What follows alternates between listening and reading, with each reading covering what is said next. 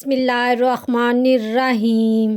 کیا آپ جانتے ہیں مسجد میں داخل ہوتے وقت ایک ایسی دعا ہے جو اللہ کی رحمت کے دروازے کھول دیتی ہے۔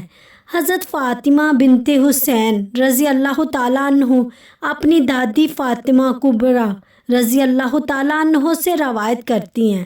انہوں نے فرمایا، جب نبی صلی اللہ علیہ وآلہ وسلم مسجد میں داخل ہوتے تو یہ دعا پڑھتے: محمد صلی اللہ علیہ وآلہ وسلم پر صلوات و سلام ہو، اور فرماتے: میرے رب میرے گناہ بخش دے اور میرے لیے اپنی رحمت کے دروازے کھول دے۔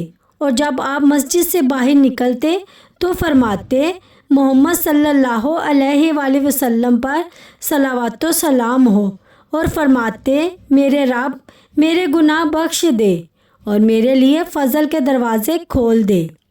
دیکھیے، مسجد میں ہم اللہ کے قریب ہوتے ہیں، اس لیے رحمت مانگتے ہیں، اور جب باہر نکلتے ہیں تو دنیا کے کاموں کے لیے اللہ کا فضل مانگتے ہیں۔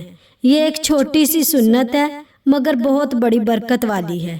مسجد میں آنا اور جانا صرف ایک عمل نہیں بلکہ یہ اللہ سے جڑنے کا ایک خوبصورت طریقہ ہے جس میں معافی اور رحمت اور فضل سب شامل ہے۔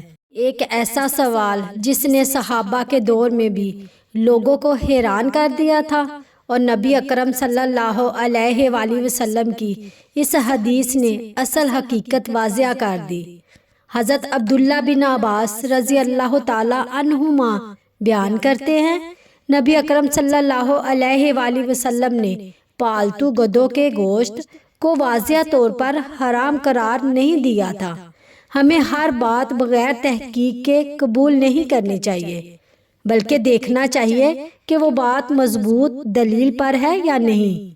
دین کو سمجھنے میں جلد بازی نہیں کرنی چاہیے، بلکہ تحقیق اور علم کے ساتھ اختیار کرنا ایمان کی علامت ہے۔